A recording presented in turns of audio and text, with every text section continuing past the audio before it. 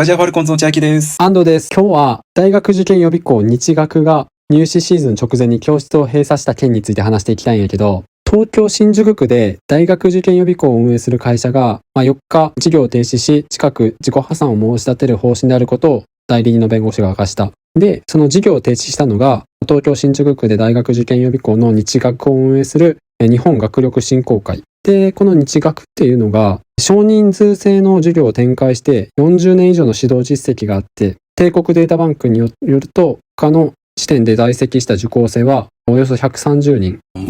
中堅？そんな大手でもないのか。じゃあな、全くの個人塾っていうほどでもないく、大手ってほどでもない東京の塾っていう認識かな。で、昨年度に受験した165人の受講生のうち 93.9% が第二志望までに合格したと言われとるから、結構進学実績は結構実績があるんやな。で、ただ運営会社の代理人の弁護士曰く、ここ数年で受講生の数が減少したことであったり、校舎とは別に借りてあった自習室の賃貸の支払いなどで資金繰りが難しくなったため、結果付けで事業を停止し、1月の中旬までに裁判所に自己破産を申し立てる方針ということなんよね。だから今の時点で破産が決まっとるわけでは決まってはで、これからある段階ということや。なるほどね。でも突然閉鎖されたわけやろ。そうそう。予兆があったとかじゃなくて、朝講師とか受験生が行ったら閉まっとったっていうことやろ。そうそう。予備校のその入り口に、関係者の皆様方にはご迷惑をおかけすることになり深くお詫び申し上げますという書かれた紙が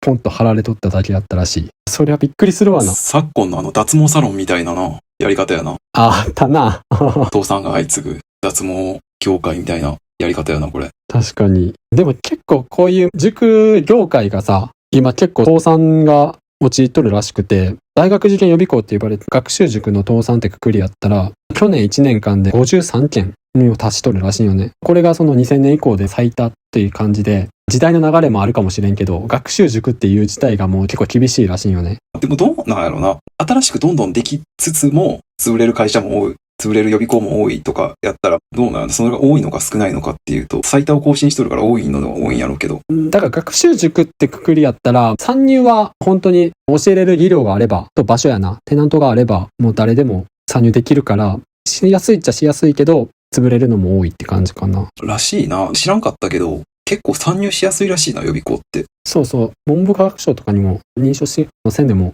名乗れるから。そういうことね。民間で場所と講師さえおれば、講師がおらんくてもいいんかむしろ。そうそう。映像授業とかやったらやんのか。だって今思うと、俺が小学校に行っとったさ、個人の本当おばちゃんがやっとる塾なんて、その人の名字の名前の塾で、ほんま家と一体化みたいな感じの、そんなレベルで塾って名乗っとったからな。町中華みたいなやり方やな。そうそうそう、そんなノリで。自宅兼店舗みたいな。そうそうそうそう。ほんとそんなレベルやなと思うね。でも今回の日学はそういう規模ではなくて、130人ぐらい俺もちゃんとした進学実績もある、やっただけに、こう話題になっとるよね。で、こうやって日学に実際通っとった生徒の声っていうのも上がっとって、例えば高校1年生の子なんやけど、授業料とかを1年間で79万2000円をすでに一括払いで払っとって、で、もちろん金は返ってこんとか。帰ってくるかわからんけど、帰ってくる見込みないっていう感じなんだ、だから。そうやな。これが医学部志望とかの浪人生だったらもう400万近い金額をもう支払い済みっていう人も中には。脱毛より悪質やな。そうやな。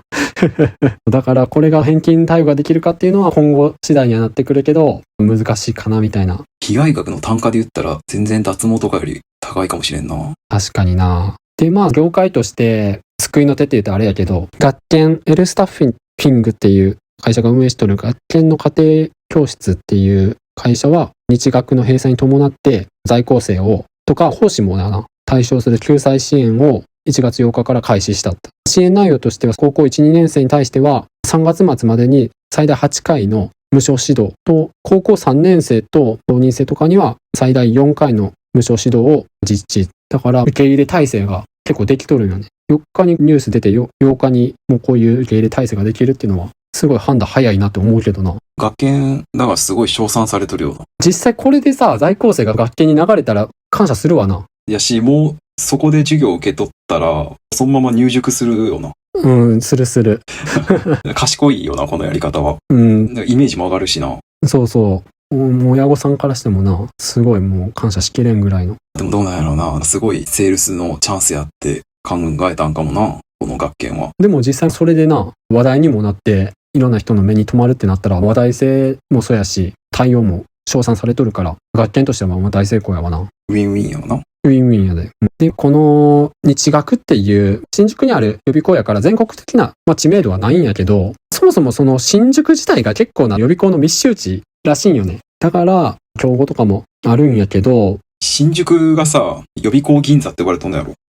そうぐらい日本一の予備校密集地帯らしいな。で、塾が減少しとる原因っていうのが、いろいろ、さっきも言ってたけど、改めてまとめると、家賃とか光熱費が高額、スタッフとかの人件費、あとは設備投資とか書籍代、赤本とか、いろいろそういうのでもお金かかるし、大学入試の変化。大学入試の変化って推薦とか、そうそう、栄養試験とか推薦とか。年内で合格を決めてしまう生徒が多いから、早期に塾を辞めてしまうんや。予備校を辞めてしまうから、勉強する必要がなくなって、その分授業料取れやんくなるわけやな。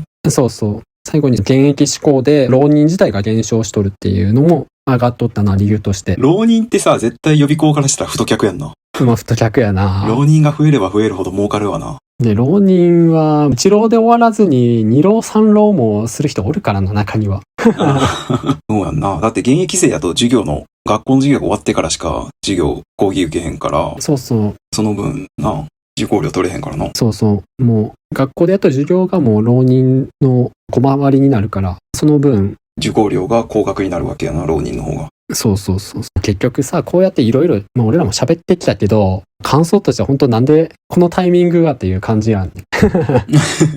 今でいう共通テストがもう1月18日だから土曜、日曜で実施される。こんな1週間前にさ、こんなん言われたら。共通テストの直前でな、いきなり閉鎖されたら。そうそう。せめてさ、潰れるのはしょうがないとしても、春まで面倒見てほしいよな。二次試験が終わるまで。だって一次試験が終わった後の二次試験の対策とかでもさ、講師とかチューターの人に相談することもあるしさ。やっぱ、冬季講習とかさ、あと、受験シーズンってさ、冬の受験を見据えて冬季講習とか冬から通う人も結構増えるからさ。だからそこで前払いの授業料を取って倒産するっていう計画的な破産なんじゃない？確かにな、冬季講習どうなっとったんやろな、これ。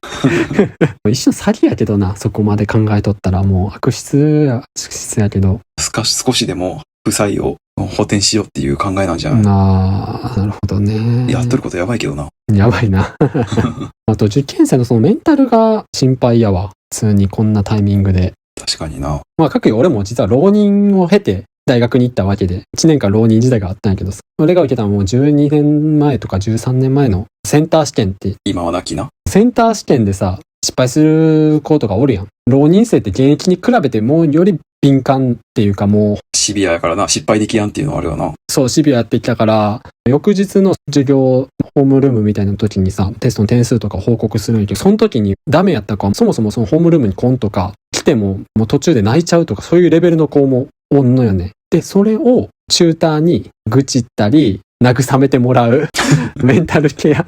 女の子の浪人生が男子大学生に慰めてもらうっていう。そうそうそう。今思えばあれもちょっと異常な光景やけど。いや、マジあれさ。あれできとるな、多分。なあ、大学生バイト、絶対入れ食いやんな。入れ食いやで、あれ。マジで入れ食いやで。絶対そのさ、弱みにつけ込んでさ、やりまくっとるやろ。いや、あれはな、今思うと特権やな、あれは。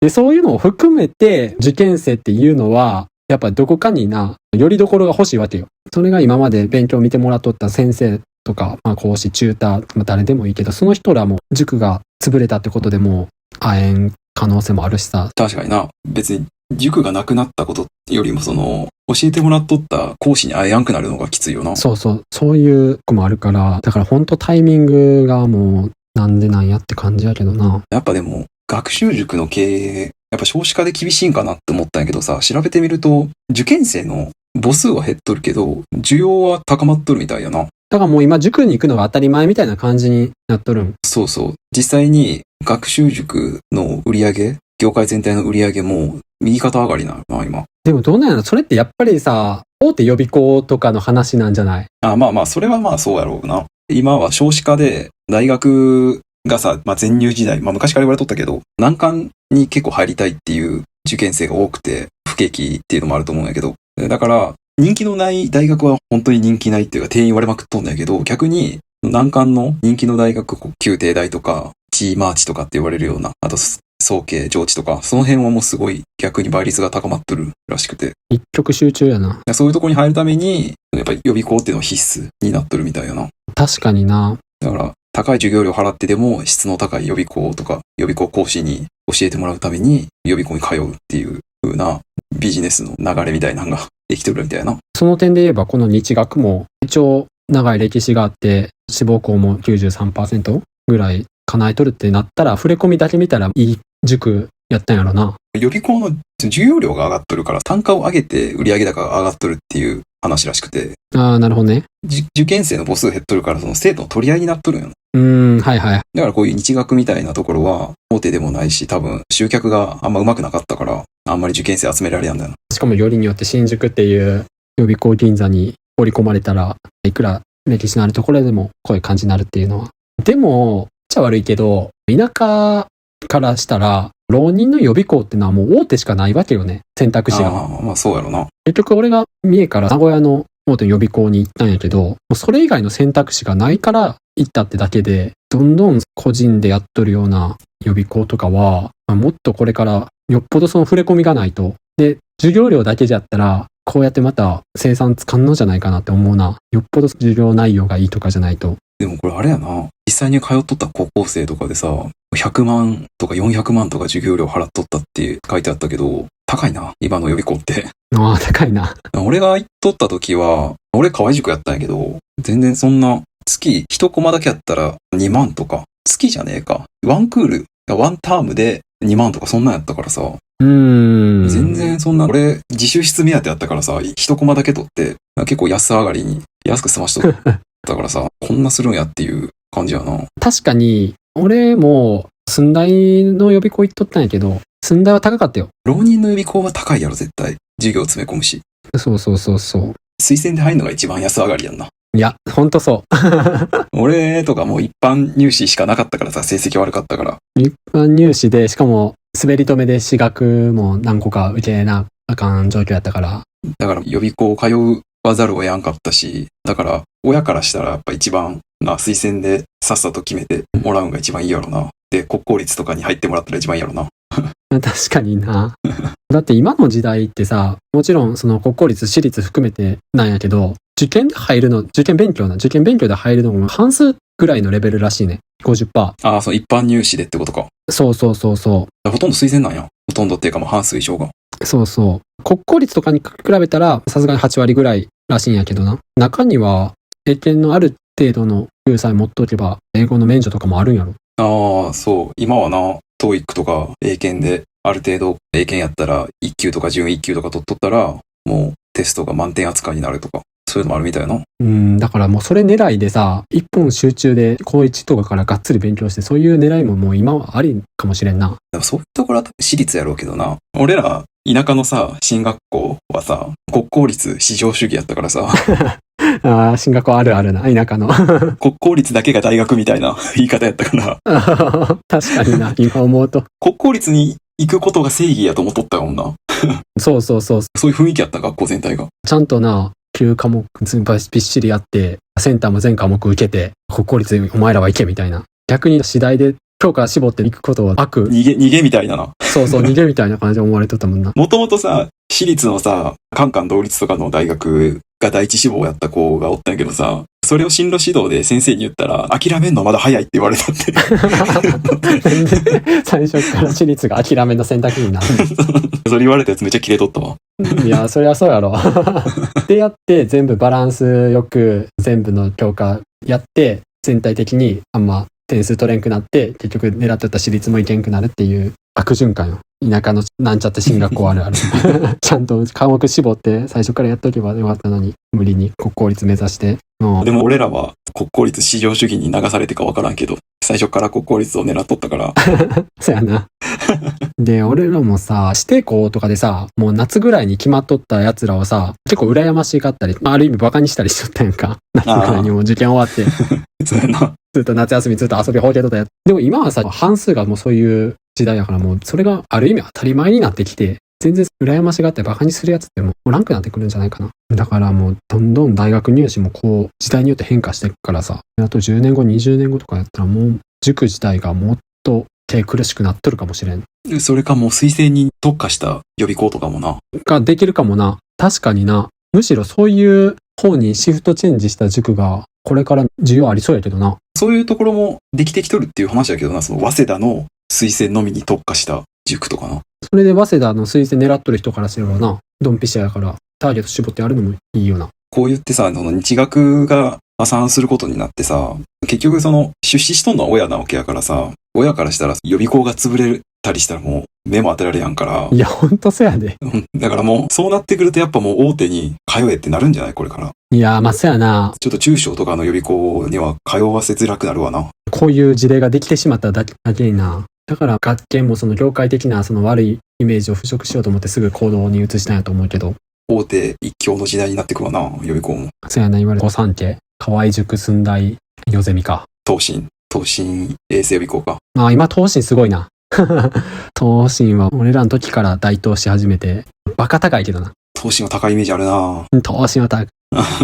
親が息子を東進に通いたいって言ったら、俺やったらちょっと考えろって言うかもしれない。大学受験なんて自習室さえ使えればいいと思っとる人やから俺は。そうやな。授業はおまけやからな、あれ。でも自習室でちゃんとできるその強い意志がないとあかん。まあな、まあ家でやるよりはマシやろ。家とか学校とかよりは。まあそうやな。やらざるを得ん環境に置かれた方がいいかもしれんな。聞ける人がな、大学生バイトでもいいから。ああ、そうそう、チューターとか。聞ける人が身近におるといいわな。まあ確かにな。今日はそんな感じで、大学受験予備校日学が入試シーズン直前に教室を閉鎖した件について話してみました。ありがとうございます。ありがとうございます。このチャンネルではこんな感じで普段気になった出来事やニュースを雑談形式で配信しています。どのチャンネルかわからなく前にチャンネル登録とまた高評価の方お願いします。あと個人的に蒸されたいっていうブログを運営してて週に1回更新してるので読んでくれたら嬉しいです。